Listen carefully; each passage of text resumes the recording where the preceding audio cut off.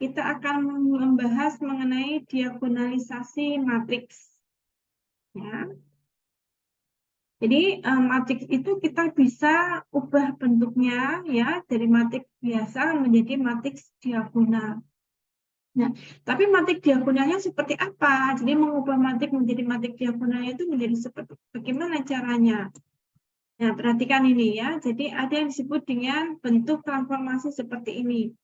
Jadi saya mengubah matriks A ya menjadi bentuk matriks diagonal, oke, dengan cara ini. Matriks P inverse dikalikan matriks A dikalikan matriks P. Ya, ini disebut karena mengubah ya kita sebut sebagai transformasi, disebut sebagai similarity transformation ya. Nah, transformasi ini penting karena transformasi ini mempertahankan beberapa properti dari matriks A. Ya, meskipun bentuknya berubah, tetapi properti dari matriks A itu tidak berubah. Apanya yang tidak berubah? Yang pertama adalah determinannya. Ya, jadi kalau saya ubah bentuk matriks A ya dengan bentuk transformasi seperti ini, maka nilai determinannya tidak berubah meskipun angka-angka di dalamnya berubah, gitu ya. Nah, tadinya bukan matriks diagonal menjadi matriks diagonal. Nah, kemudian angka-angkanya tentu saja berubah, ya. Meskipun demikian, tetapi properties yang determinan ini tetap. Ya. Jadi kalau memang matriks A tadi yang kita mau cari atau kita manfaatkan adalah determinannya, berarti tetap tidak berubah. Ya. Kemudian invertibility. Ya, jadi kalau matriks A itu bisa dicari inverse-nya, maka ketika kita ubah dengan transformasi ini, ya dia juga invertible. Jadi maksudnya dia juga ada inverse-nya. Oke, kemudian apa lagi yang tidak berubah ya dari matriks A ketika kita ubah dengan transformasi ini? Pertama adalah rank. Ya, rank dari matriks A itu sama. Ya, dan nullity-nya tidak berubah, trace-nya juga tidak berubah. Ya, kemudian karakteristik polinomialnya juga tidak berubah, eigenvalue-nya tidak berubah, dan dimensi dari ruang eigennya juga tidak berubah. Nah, sehingga meskipun kita ubah bentuknya, ya, tetapi properti-properti tadi tidak berubah. Dan ketika kita mengubah bentuk, itu menjadi bentuk matriks diagonal, itu akan lebih mudah mencari determinannya, invertibility-nya, dan lain sebagainya. Ya. Jadi jika A dan B adalah matriks ujung sangkar, maka matriks B dikatakan serupa dengan matriks A jika terdapat matriks P yang sedemikian rupa yang dapat dibalik, ya, sehingga P ini sama dengan P inverse, ya, matriks P inverse dikalikan matriks A dikalikan matriks B, dan ini nanti bentuknya adalah matriks diagonal, ya.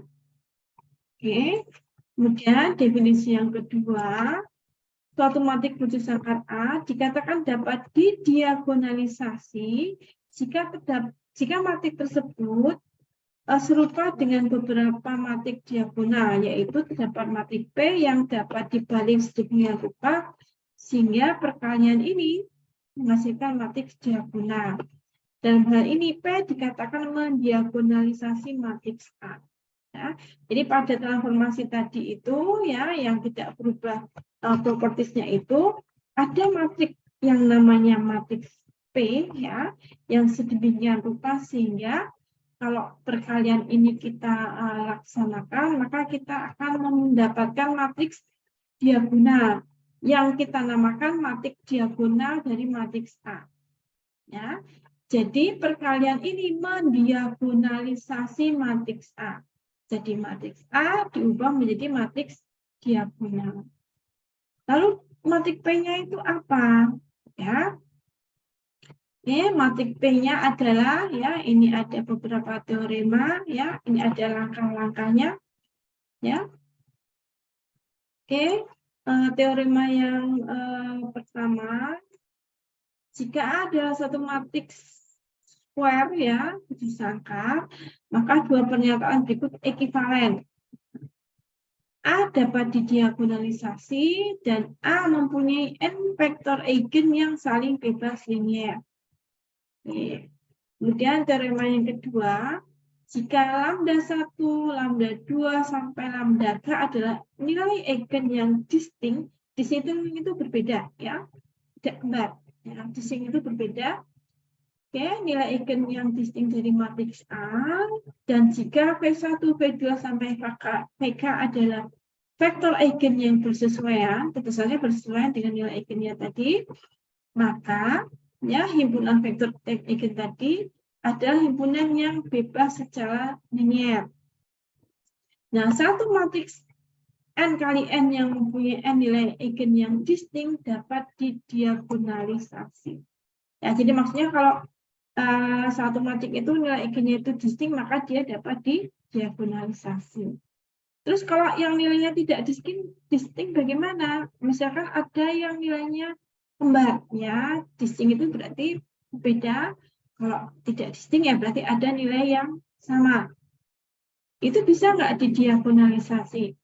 Nah kalau yang itu bisa dia, bisa tidak ya, bisa didiagonalisasi, tapi bisa juga nggak bisa didiagonalisasi ya, tergantung dari matriksnya.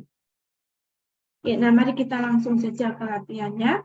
Mari kita langsung lihat ke bagaimana cara mendiagonalisasi matriks, suatu matriks. Misalkan, ini matriksnya, matriks A-nya ini. Ya, matriks A-nya adalah matriks berukuran 3 kali 3. Baris yang pertama, 0, 0, min 2. Baris yang kedua, 1, 2, 1.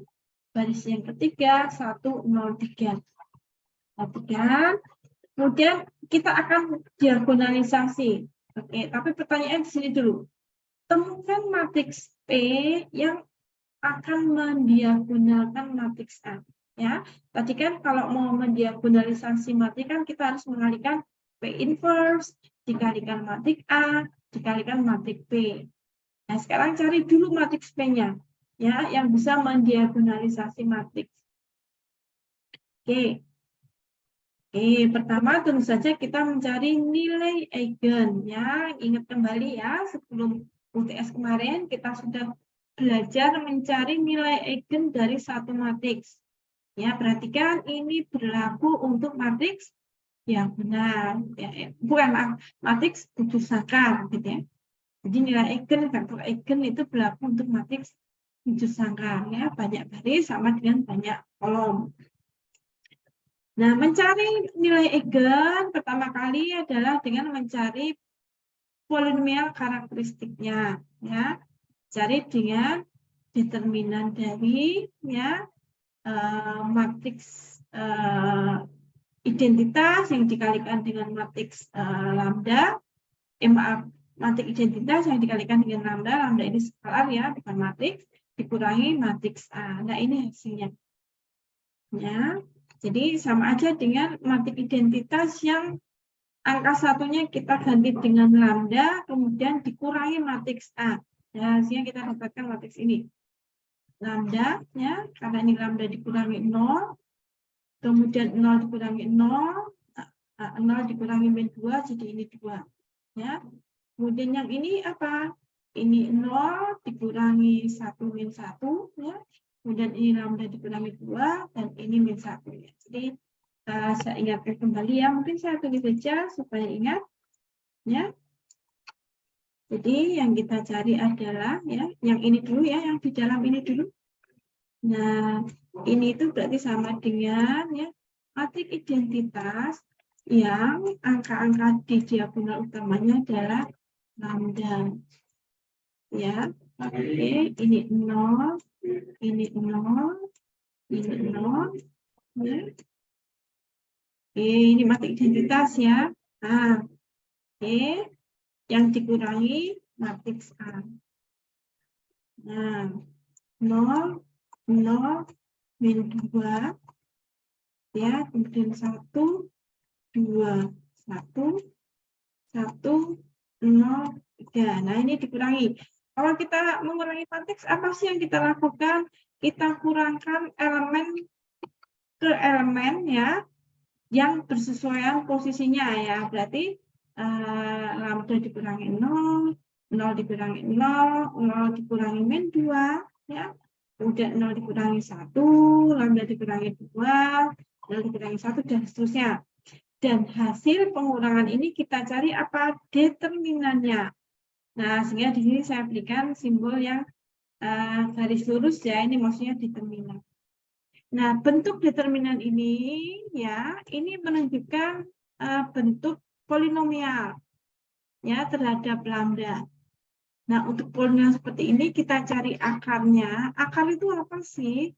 Akar itu adalah nilai dari lambda ini yang menyebabkan persamaan ini sama dengan 0. Sehingga saya mendapatkan lambda sama dengan 2.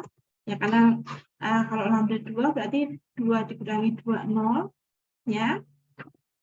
Atau lambda min 1 sama dengan 0, berarti lambdanya sama dengan 1. Perhatikan, ini adalah polinomial pangkat 3 sebenarnya. Kalau lambdanya semua dituliskan, lambdanya ada 3, lambda sama dengan 2, lambda sama dengan 2, dan lambda sama dengan 3, sama dengan 1 ya, kalau misalkan dicari akarnya. Selanjutnya kita mencari vektor eigen. Vektor eigen kita cari dengan ini ya, kita kalikan matriks ini dengan vektor X ya, ini vektor X sama dengan 0. Ini persamaan linear homogen. Oke. Nah, yang dalam tanda kurung ini adalah matriks yang ini tadi ya, ini dikurangi ini. Saya dapatkan matriks yang ini, lambda, ini 0, ini 2, ini min 1, lambda min 2, ini min 1, dan seterusnya.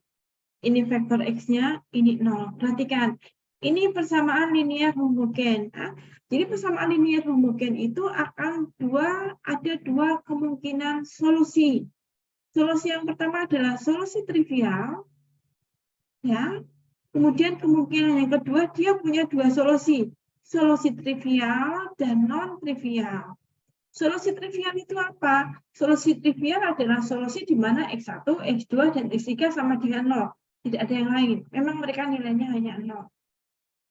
Nah, solusi non-trivial itu adalah solusi yang tidak bingkai sebenarnya untuk nilai X1, X2, dan X3 yang bukan 0. Ya, tetapi harus pasang kombinasi X1, X2, X3-nya khusus. Ya, itu solusi yang non-trivial yang kita tuliskan dengan menggunakan parametrik ya, persamaan parametrik. Nah, mari kita lihat ya, ini solusinya trivial atau tidak ya. Oke. Kita cari satu persatu ya vektor eigen yang bersesuaian dengan nilai eigen. Nilai eigennya ada 2. Lambda sama dengan 2 dan lambda sama dengan 1. Dibolak-balik gimana? Silahkan ya. Mau mencari lambda sama dengan 1 dulu boleh, lambda sama dengan 2 dulu boleh. Ya, nah ini contohnya saya cari untuk lambda sama dengan 2. Masukkan di sini. Ini 2, ini 2 dikurangi 2, 0. Ini 2 dikurangi 3 sama dengan min 1. Nah, saya dapatkan persamaan ini. Oke, lalu apa yang kita lakukan? Nah, kita ubah ini dalam eselon baris. Ya, dalam eselon baris, maka yang baris pertama ini ya, maka angka yang ada di kolom pertama, baris pertama ini jadi elemen pivot, dia saya buat menjadi 1. Caranya bagaimana? Karena ini 2 ya. Satu baris ini saya bagi dengan 2. Jadi ini 1, ini 0, ini 1. Ini ya, ini tidak ya, yang kita lihat di angkanya saja. Ini juga 0 dibagi dengan 2 ya tetap 0. Nah, oke. Yang saya tuliskan di sini, perhatikan ini saya hanya menuliskan matrik koefisien saja. Ini sudah jadi baris pivot ya, ini sudah jadi leading one-nya. Oke. Kemudian yang namanya eselon baris itu apa? Di bawah leading one ini, satu pivot ini harus 0. Maka ini 0, terus ini juga 0. Caranya bagaimana? Untuk baris yang kedua, berarti tinggal saya tambahkan dengan baris yang pertama. Ya, jadi min 1 ditambah 1, 0, 0 ditambah 0, 0, min 1 ditambah 1, 0 juga. Ya, kemudian ini ya di bawah 1 utama juga, ini juga harus 0. Dan karena ini min 1, ya tinggal saya tambahkan saja. Ya, baris yang ketiga ini dengan baris yang pertama. Min 1 ditambah 1, 0, 0 tambah 0, 0, min 1 ditambah 1 juga 0. Oke. Sehingga saya dapatkan eselon baris yang seperti ini. Nah, diagonal utama untuk baris yang ketiga, ini harusnya kan leading one. Tapi ini 0. Nah, kalau kondisinya seperti ini, berarti apa? Berarti X3 ini adalah variabel bebas. Dia bisa diisi angka berapa saja. Ya, sehingga X3 ini saya berikan dulu parameter S. Jadi X3 itu sama dengan S. Oke, lanjut ke baris yang kedua. Nah, di sini leading one-nya yang ini, kolom kedua, di baris kedua itu kolom kedua. Ini juga 0, berarti apa? Berarti X2 ini juga variabel bebas. Ya, sehingga angkanya bisa berapa saja, belum ditentukan, nah kita beri parameter T. Beda dengan X3 ya, karena dua-duanya bebas. X2 bebas, X3-nya bebas. Sehingga masing-masing kita beri nilai parametrik yang X3S, yang X2T. Kebalik gimana Bu? Yang X3T, yang X2-nya S, enggak masalah. Yang penting beda. Ya, oke. Nah, kemudian di baris yang pertama ini leading one-nya ada 1. Berarti apa? Berarti X1 itu tidak bebas. Ya, dia akan tergantung dengan nilai yang lain. Nah, dari persamaan atau dari baris yang pertama ini kita dapatkan persamaan X1 ditambah 0 X2 ditambah X3 sama dengan 0. Itu saja ya. Sehingga saya dapatkan X1 ditambah X3 sama dengan 0. Hingga X1 sama dengan min X3. Dan karena X3 tadi sudah kita beri parameter S, maka X1 sama dengan min S. Oke. Dari sini kita dapatkan bahwa solusi untuk vektor X, min S, T, dan S. Kita pisahkan ya. Jadi min S, T, dan S ini kita ubah menjadi hasil penjumlahan vektor min S 0S ditambah 0 T0. Lalu, nah karena ini parameter, maka parameter itu kita keluarkan ya. Yang ini S-nya kita keluarkan, sehingga ini tinggal angkanya menjadi min 1, ini 0 dan 1, yang ini juga T-nya kita keluarkan menjadi 0, 1, 0. Nah, dua vektor inilah yang disebut dengan vektor eigen. Vektor eigen dari matriks A yang bersesuaian dengan nilai eigen lambda sama dengan 2. Ya, oke. Nah, kemudian tadi nilai eigennya masih ada satu lagi, lambda sama dengan 1. Nah, kita terapkan ya. Kita terapkan, ini 1, berarti 1 dikurangi 2 min 1. 1 dikurangi 3 min 2. Nah, oke. Sekali lagi, cara menyelesaikan sistem persamaan linear homogen bagaimana? Yang ini ya, matrik koefisiennya kita buat menjadi bentuk echelon form.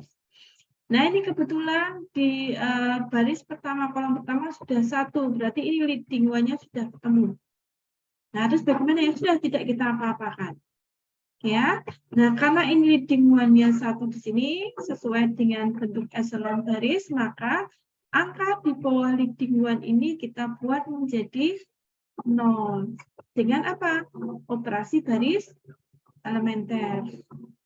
Ya, oke. Untuk baris yang kedua, ini kita bisa 0 apabila ditambah dengan 1.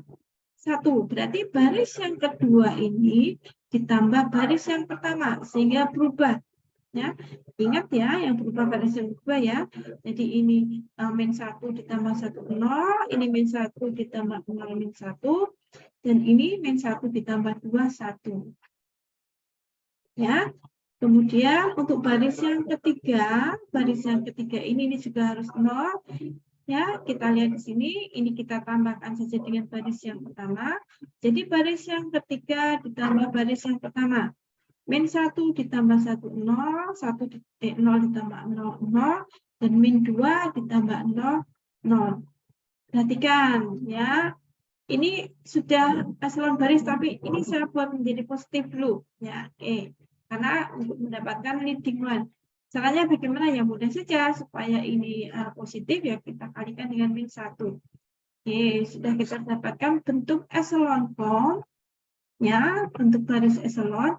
Kita lihat diagonalnya. Oke, di baris yang ketiga, ya, ini angka yang berada di diagonal, ini kan leading one, tapi ini 0. Ini menunjukkan apa? Ini menunjukkan bahwa X3 itu variabel bebas. Ya, karena variabel bebas, maka kita beri nilai parametrik S.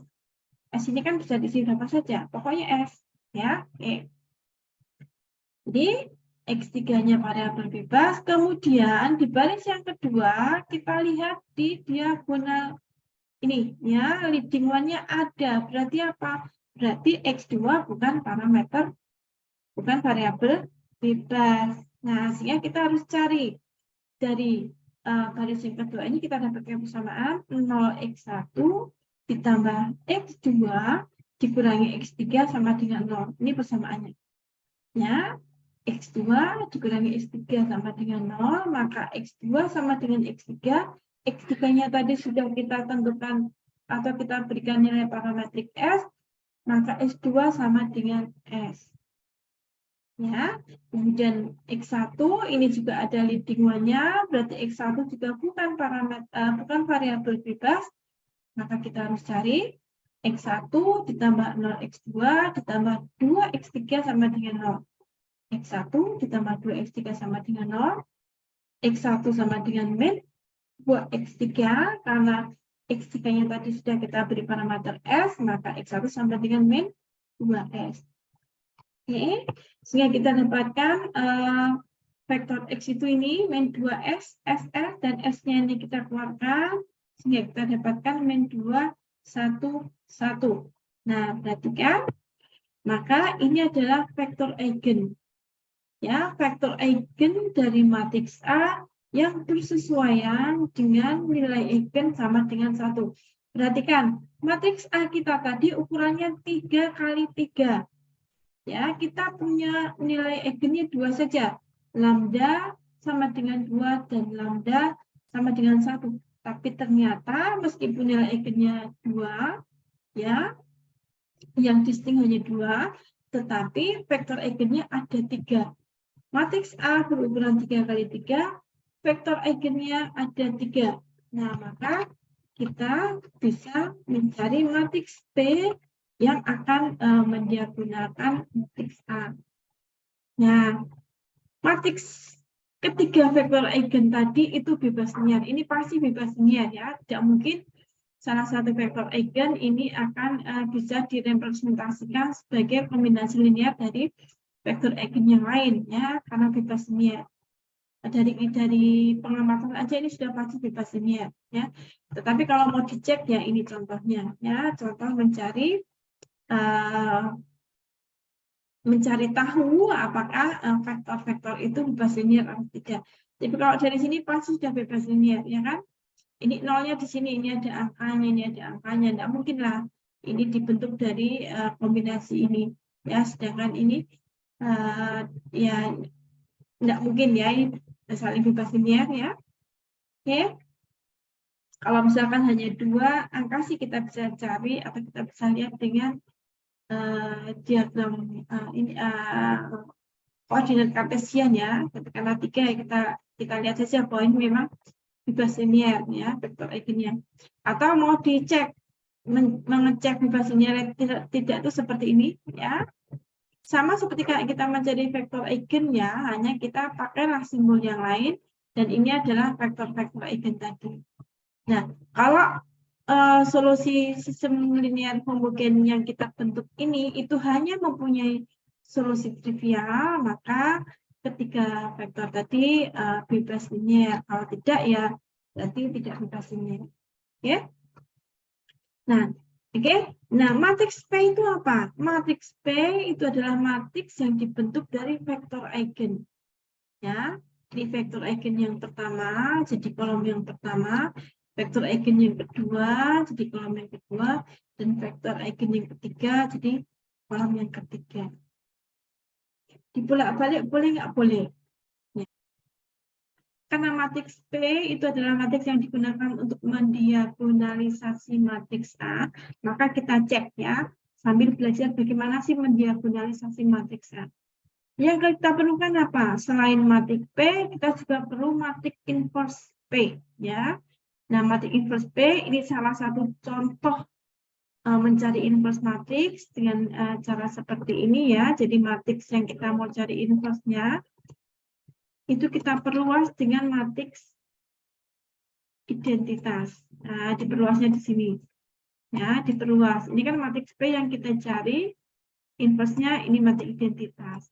Caranya bagaimana? Caranya adalah kita lakukan operasi baris elementer sehingga matriks yang kiri ini akan berubah bentuknya menjadi matriks identitas, ya, atau istilahnya reduce echelon form, ya. Oke.